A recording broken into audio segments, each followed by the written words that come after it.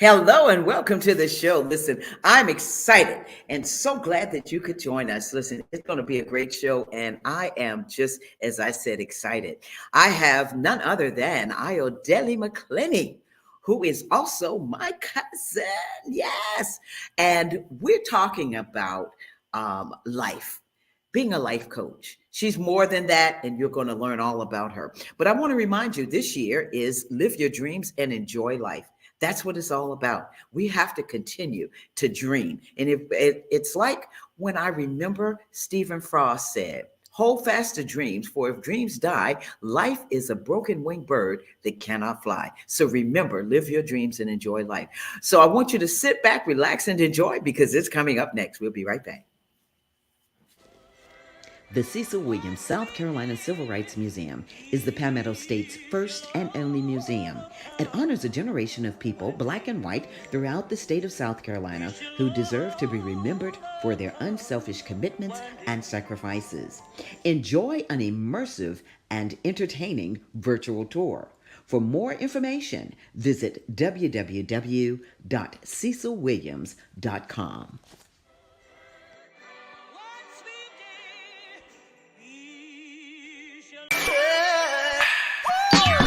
Hello, everybody. It's Finkley of the Michael Finkley Show, and you're watching Gold right now. Why? You're watching The Tammy Show. Stay tuned. Welcome back to the show. I told you we've got a great show planned for you. I have none other than Ayodele McClenney. Now, she's on the McCautry side. You know, we're the McCautreys, and so she is a McCautry, but she also is an attorney.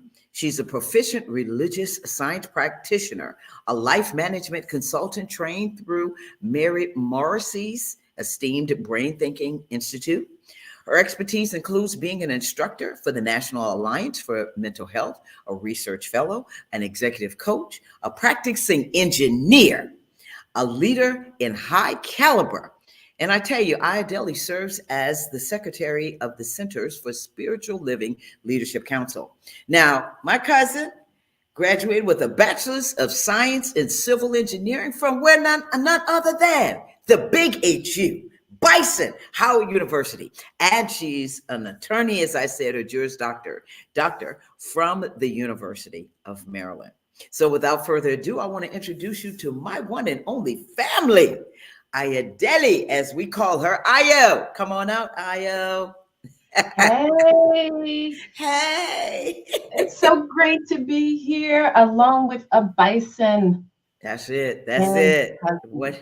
Yes. I wouldn't have it any other way. HU, as they say, you know. Yes. Yeah. Thank Ayo. It is such a pleasure to have you on the show. You know, when we talked about this over the summer, and talking about you coming on the show, I said, well, you were like, well, where are we going? What are we going to do? And so we finally came up with that you're a life coach. But what I want you to talk about now is tell us who Ayodele McClenney is. Oh, wow. That's a big question. Yes. But first, let me just thank you for this opportunity and thank everybody who's listening. And hey, to all the McCautreys, I know you're out there. Yes. So here is who I am. I am a creative person who loves making a difference no matter where I am. That is so important to me. Living in integrity, meaning knowing myself and doing those things that align with me the best way I know how to do them. What I love about being here with you tonight, Miss Tammy, is live your dreams and enjoy life. I mean, that is a way that I have been thinking about and living my life only for like the last 5 years or so. Ah. And I thank you for giving me a new way to see myself. Mm. So at the end of the day, I can be fun. Oh, heck, I am fun. What am I talking about? Yeah. Yes, you are. Yes, you are. And before we get started, I want to mention that your partner Terry, you have your bonus son Casey and Staria, your grandsons Shane and Ian. So I want to make sure that these are all. I want to make sure that we give them their props as well. Did I say that right? You got that right, but I have my firstborn Robert Yes, Robert. That's and right. my secondborn Malcolm. That's right, So Robert and we're Malcolm. one big One big family. happy family. So Robert and Malcolm, don't y'all get upset with me because I didn't say your name right off. But thank you for that. And we're all family, and that's the beauty part of it, the beautiful part of it. I want to talk with you because people see the JD and then they see the life coach. So when we think about you being this attorney, being this engineer, and now and a life coach, how do you bring all of that together, and what kind of influenced you to become this life coach? I know I said two questions in one, loaded. You got a bunch of questions. So let me just say there is an intellectual part of me, and that's the part that went to engineering school. That's the part that went to law school. But then there's a heartfelt part of me, and that's the part that said, I want to make a difference, not only in my life, but in the lives of others. And I looked for ways that I could do that. So by the time I got to the point where I understood that I had a drive to make a difference in people's lives, uh, I did not really want to go back to get another degree. Mm-hmm. So I decided, I did some research. I was always in the self-help, and I found this area of expertise called life coaching. Life coaching is an area of expertise. There are specific lines of education and practices. There are professional organizations and codes of ethics to be followed by life coaches. So I studied to be a life coach, became credentialed to be a life coach, and then I went searching for clients to coach. So what really brought me there, again, going back to how I found my way. We come from a very supportive family, right? If you have any business, it gets on the McClenney hotline, and it's always good, right? That's right. Tammy is running her show. She's on the air. You've got to watch her. Io just wrote this article. You've got to read it. This is the way McClenney's grow up. This is in our blood. And so what happens with all of that love and everything is sometimes I found that I was doing things that I thought would please everybody, except for maybe it didn't always please me. So when I went and started doing a lot of self-help work, I found some tools that I could use on myself. And then I got a life coach. Okay. So you started with a life coach. You had your own life coach, and that helped you through your transformation of life and the different things that you went through your life to figure out, okay, so this is what I need to be doing. So when you think about that, what is it that you love about being a life coach? There is no greater joy for me than to be with someone, because life coaching is a very intimate relationship. To be with someone as they are achieving their goals and the light goes on for them, that they can have the life that they really want. Now, we talk about having the life that we really want, but we don't. Sometimes I find that Io, don't necessarily always believe it or don't know how to achieve it. But when the light goes on for me and I see not only is it possible, but I'm actually doing it right now, it shifts me. When I see that for other people, when I see the light go off in their Mm-hmm. eyes, when they see that they are bigger than the person they thought they were 5 minutes, 10 minutes before, it is just phenomenal. Wow. And so, Io, when we're talking about that shift, what are some of the strategies, or, maybe a couple of strategies that help people make that shift, or that you see them going in that direction of looking at this is me?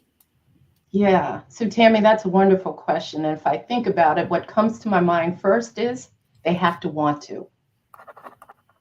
I have had coaching clients who want to be my coaching client, but they don't want to change anything about their life, even though they don't really like it as much as the life that they dream of. Mm-hmm. So the first thing is to be presented with a potential client who is really interested in making a change, whatever the change is. It's the first thing. So helping people to assess themselves for readiness. Mm-hmm. That's one of the tools. Okay. Another tool that I think is very important is for people to understand what their personal values are. So in the beginning, I said, I'm a creative. I'm a curious person. Those are values. So no matter where I show up, whether it's something that has to do with law, something that has to do with engineering, or just going to the store, I've got creative ways in which I do it. Mm-hmm. And I also am thinking about my values and applying them to the decisions that I make. So the second thing is helping people to recognize their values. The third is actually getting the individual to be able to envision themselves living the life that they want, living their dream life. When we think about the word dream, sometimes it's can be thought of as something that is not achievable, that is not real. No. Dream is anything that we can envision, we can achieve. So if That's you want right. to call that a dream, call it a dream. Call it a dream. So the third tool is working with people to help them be able to articulate what their vision is. Then it goes back to regular project management, right? Right, We right, write right. milestones, whatever those may or may not be. And then the last tool that I use, which is the tool that many people don't like, I love it. It's the accountability tool. Yes. So, for example, Miss Tammy, did you tell me that before the next time we got together, which by the way is right now, you were going to have put together a budget? And did you do it? Yeah, That's how about that? what I do. And let me just say, if somebody isn't willing to make a change, Mm-hmm. there's nothing an accountability partner, which is another term for a coach, can do to move them from where they are to where they say they want to be. They have to want it. They So have it's to believe in it. and that's the number one tool and the number one strategy before you can even move forward. And when you talk about your clients, and this is something that I'm thinking about, when you talk about clients, do you always have somebody that fits the way you are trying to help them envision their lives? Does it always fit well, or does sometimes it not fit well? And how do you work through that as a life coach? Dear one, have you ever worked with other human beings? Yes, all the So time. all the time. So I have never had two clients that were the same. Mm-hmm. They just aren't. Part of what we're taught as we are learning to be coaches and business people is define your ideal client. So I have tried many times to define my ideal client. It's a female who's an engineer who's between 40 and 70 and da da da da da. And as soon as I say that, the next person I meet who wants to work with me is a man Totally opposite, right? from another continent. You know what I'm saying? Totally opposite. But I Wow. think that the key, though, and I want to get back to the relationship between coach and coachee. Okay? The key is you do need to have the right fit. Mm-hmm. Because going back to the fact that this individual is going to be sharing their dreams, it's very personal. We don't share our dreams with everyone. That's right. That's right. The role of a coach is to be a believer in the client. Okay. Right? Wow. Because it's a sacred space that's created between coach and client, or coach and coachee. Mm-hmm. So if they can't, like, it doesn't feel like it's a good fit, find another coach. Mm-hmm. Good. That's a good point.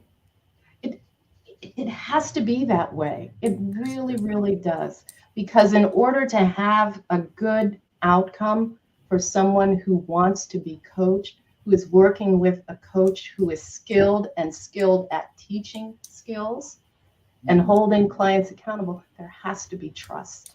Yeah. That we're going to take a break on that one. There has to be trust. And we're going to come back because I want to find out about a religious science practitioner, because that's what you are. And we're going to come back, talk about that and a couple of other things as well. So folks, Ayo, you hang tight, and folks, we'll be right back.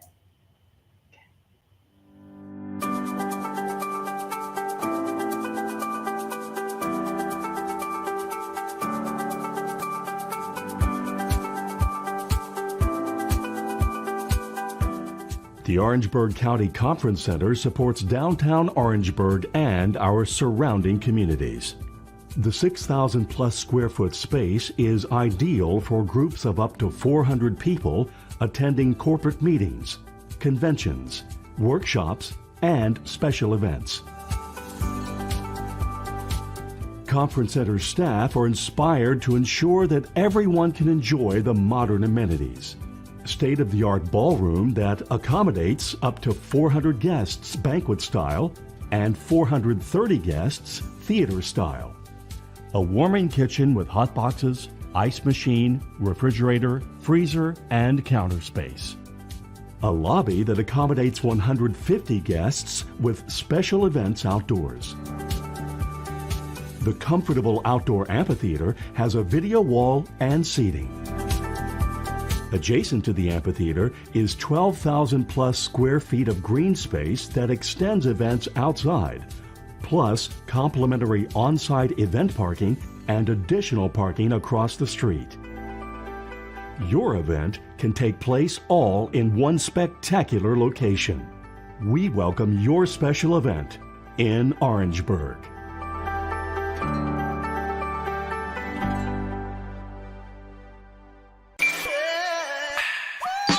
Stay tuned. You are now watching The Tammy Show. This is Roger Gas.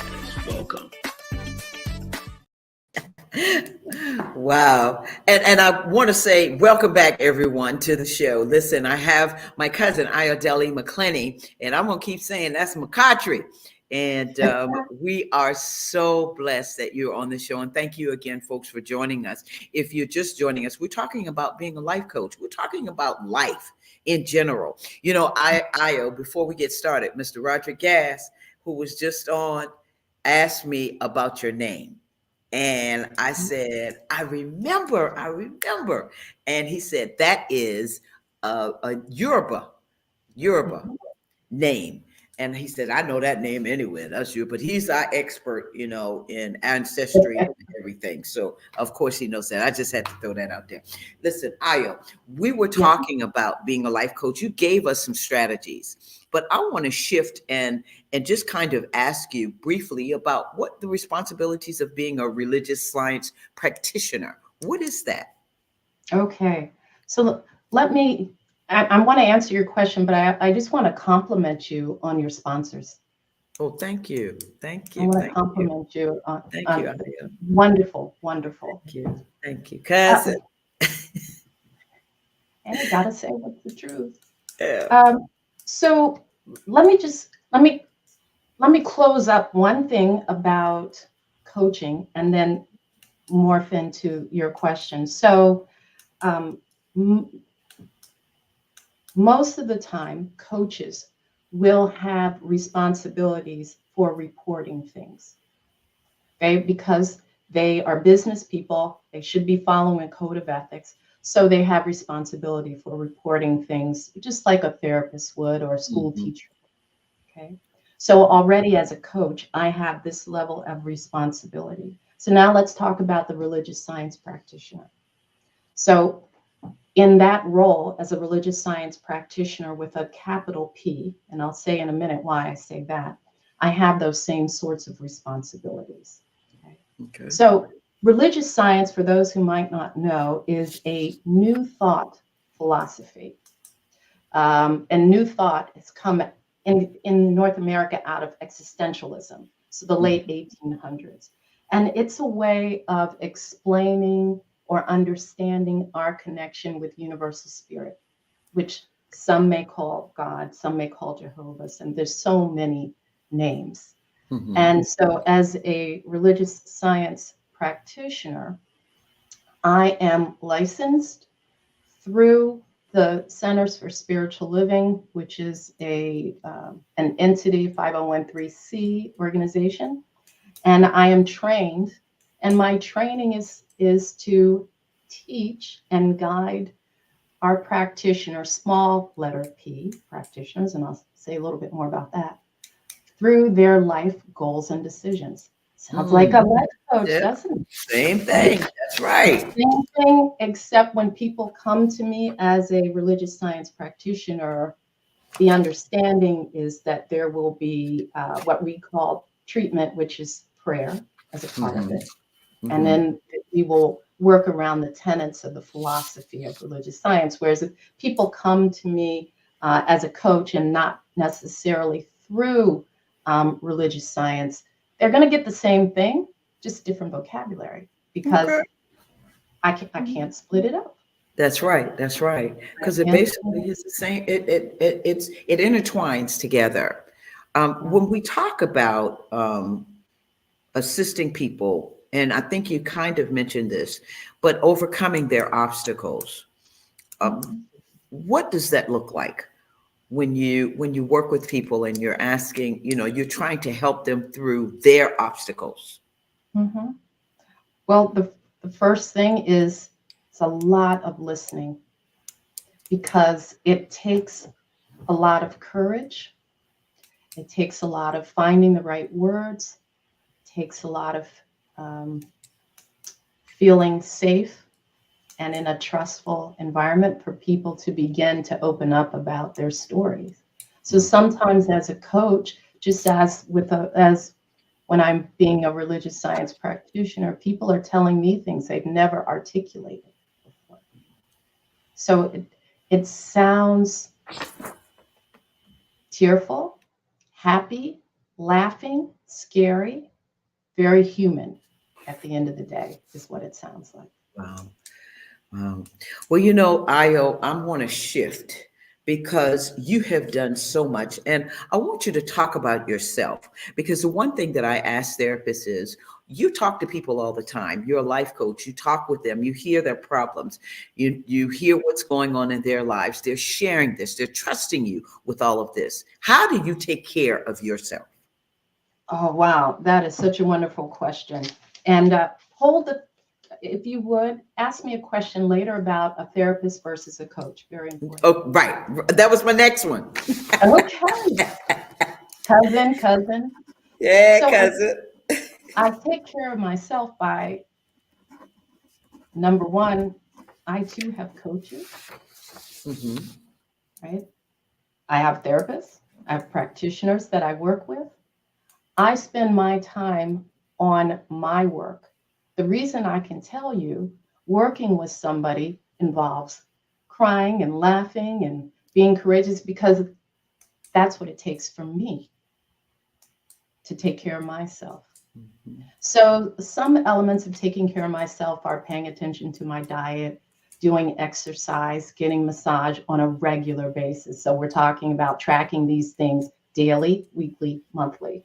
Okay. But I also treat myself to a coaching retreat. So for 3 years, I have taken myself to beautiful St. Lucia, to the It's Possible retreat, which is run by Mozella Adamaloui. And for 1 week, I take no phone calls. I do no emails. I focus on me. I Wow. focus on writing my plan. I focus on reflecting on things.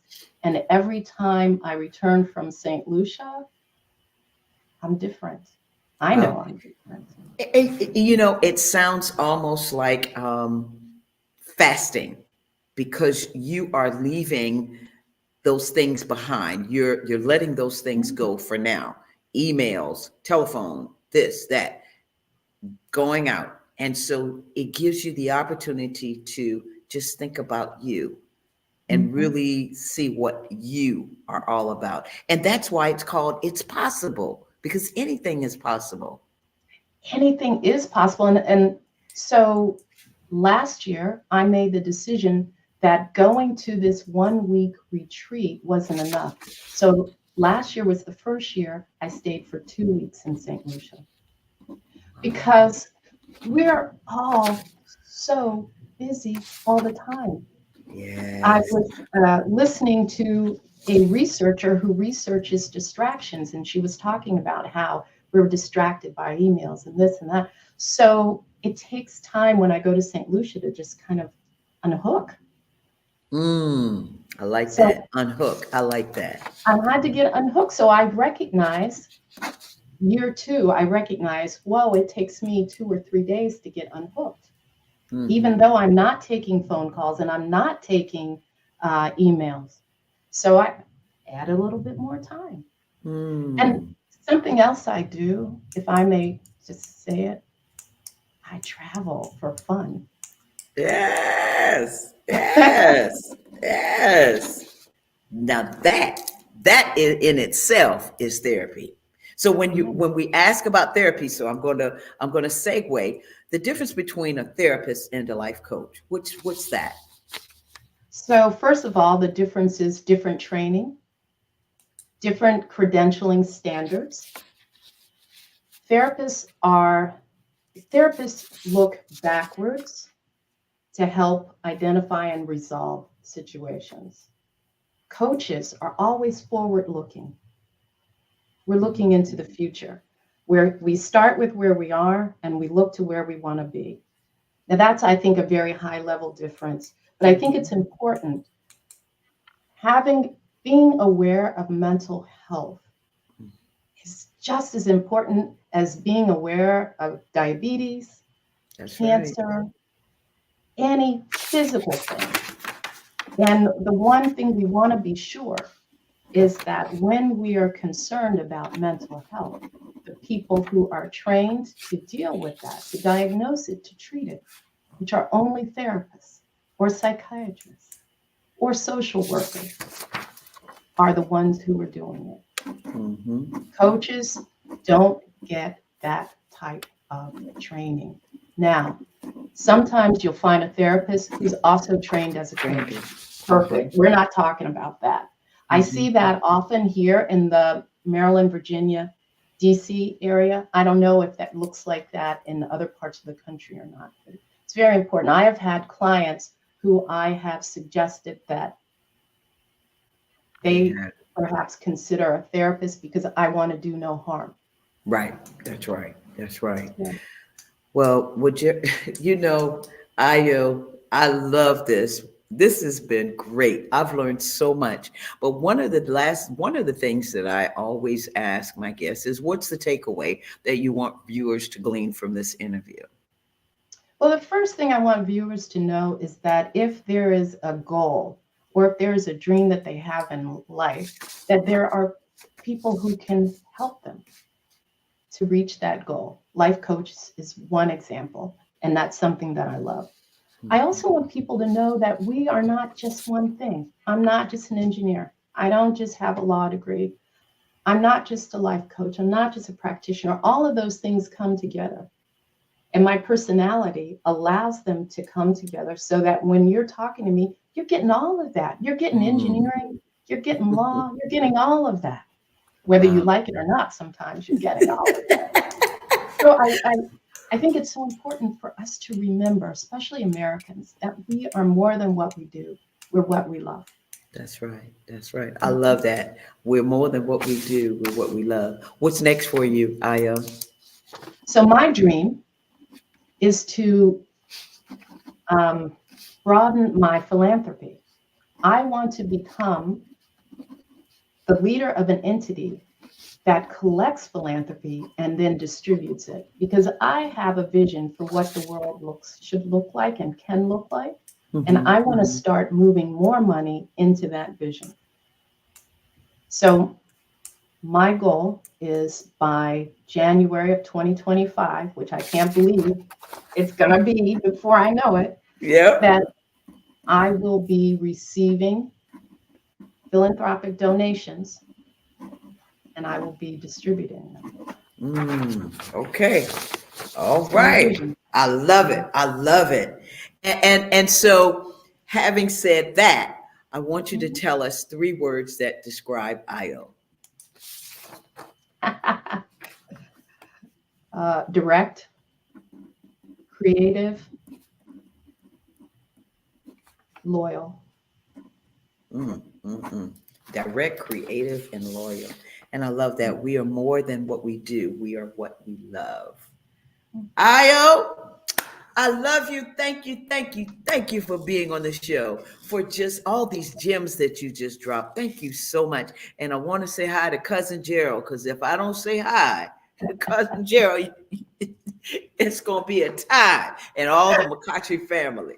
Thank you so much. Tammy, thank you for giving me the opportunity to collect my thoughts and for sharing your audience with me. I'm so grateful for that. And for helping me look good.